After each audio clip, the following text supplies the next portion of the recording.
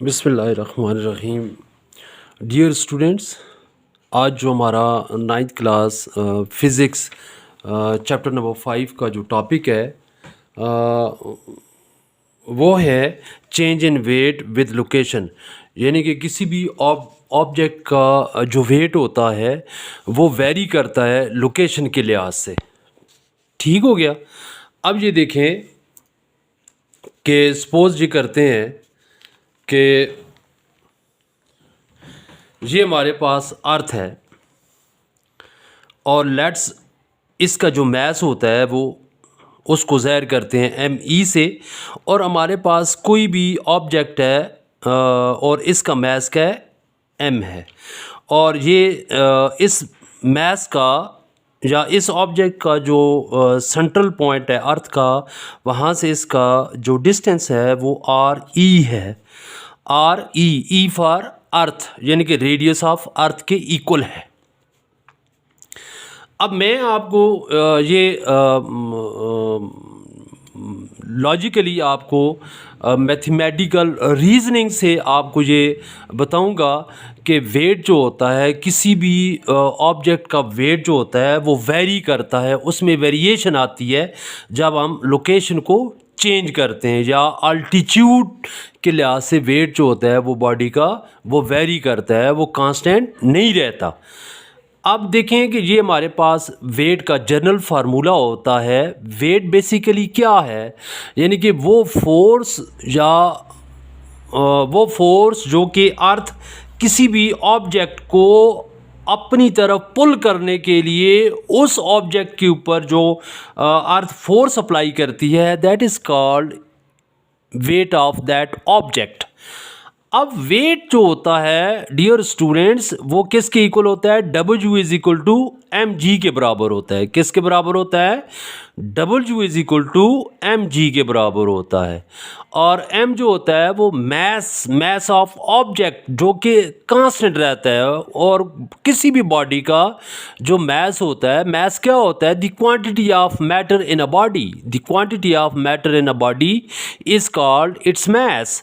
और weight is equal to mg के equal होता है। और g क्या चीज़ है, g जो होती है ये क्या है, strength of gravitational field. Strength of gravitational field यानी कि g से जाहिर करते हैं।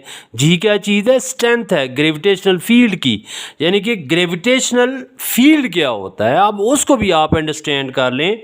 यानी कि ये अर्थ के इर्द गिर्द वो रीजन जहाँ तक अर्थ किसी भी ऑब्जेक्ट को अपनी तरफ पुल कर सकती है, उस रीजन को ग्रेविटेशनल फील्ड कहते हैं।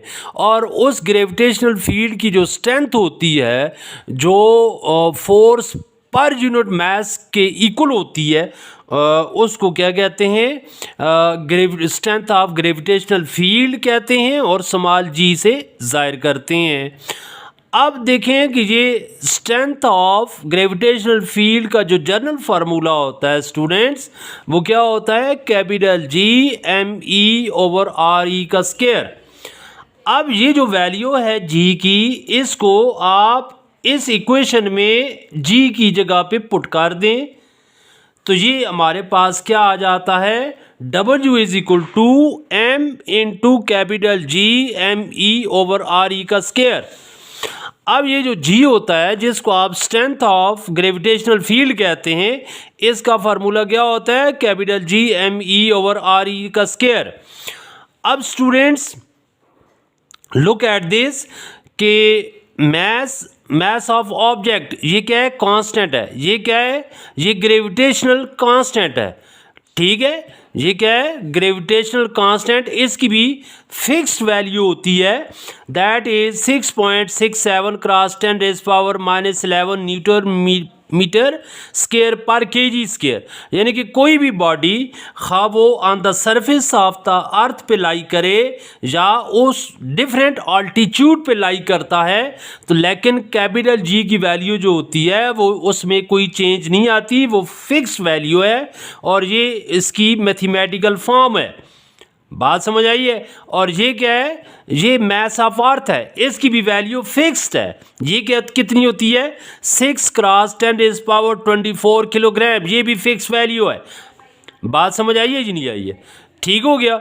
अब देखें कि जी भी कांस्टेंट, मैस ऑफ अर्थ भी कांस्टेंट और ये मैस ऑफ ऑब्जेक्ट भी कांस्टेंट, ये तीनों जो हमारे पास क्वांटिटीज़ हैं, यानी कि एम मैस वो फिज़िकल क्वांटिटी है, ये ग्रेविटेशनल कांस्टेंट है, ये मैस ऑफ अर्थ है, ये भी कांस्टेंट है।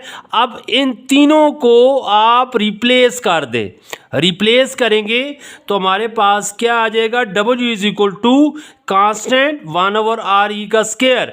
अब कांस्टेंट को आप रिमूव कर देंगे, यानी कि साइन ऑफ, जब कांस्टेंट को रिमूव करेंगे तो ये हमारे पास साइन ऑफ इक्वलिटी जो है ये चेंज हो जाएगा और ये किस में आ जाएगा, ये वेरिएशन के साइन में आ जाएगा, यानी कि प्रोपोर्शनल के साइन में आ जाएगा। इसका मतलब ये है कि वेट ऑफ ऑब्जेक्ट जो है is directly proportional to 1/r का स्क्वायर, या इन अदर वर्ड्स आप ये भी कह सकते हैं कि W is inversely proportional to the radius of the radius का स्क्वायर। यानी कि कोई भी बॉडी जब वो from the surface of the earth वो उसकी अल्टीट्यूड, उसका अल्टीट्यूड बढ़ता है, उसके अल्टीट्यूड में आप चेंज लेकर आते हैं, यानी बॉडी को आप यहाँ से डिस्प्लेस करते हैं जो कि on the surface of the ground earth पे लाई कर रहा है। इसको आप हाइट पे जितना आप लेकर जाएंगे तो इसका वेट जो होगा वो डिक्रीज होता जाएगा। क्या होता जाएगा, डिक्रीज होता जाएगा। अब हमारे जो टॉपिक है इसकी तरफ हम आते हैं कि स्टूडेंट्स आप ये देखें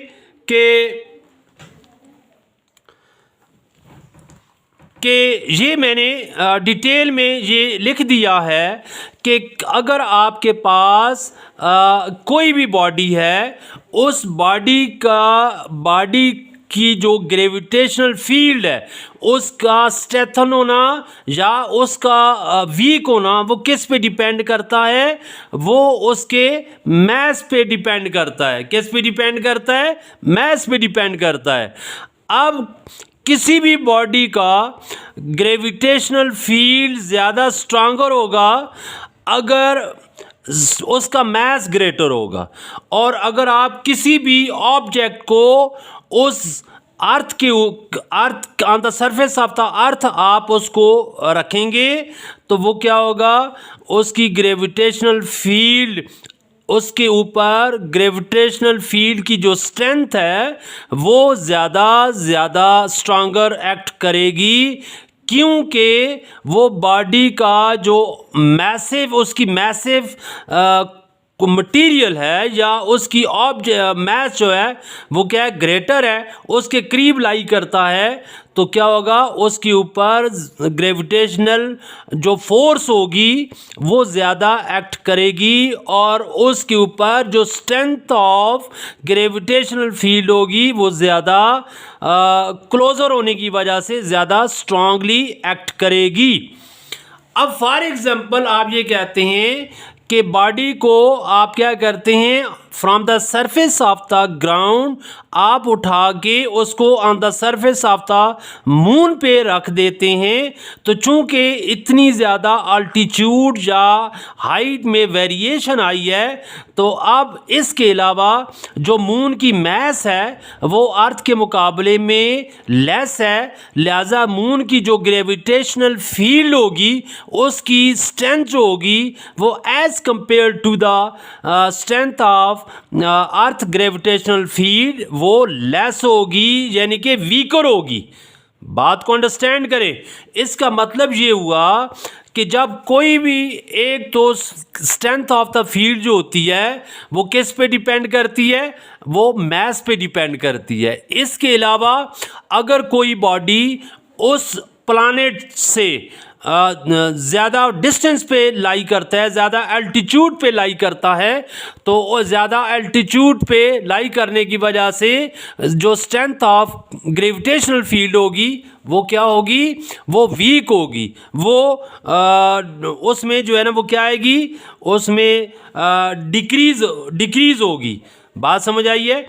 अब अगर फॉर एग्जांपल आप ये कहते हैं कि अर्थ जो है उसकी सरफेस के ऊपर कोई बॉडी लाई करता है, तो उसका वेट जो होगा वो उसके वेट में चेंज नहीं आएगी, क्योंकि वो on the surface of the अर्थ के ऊपर लाई कर रहा है।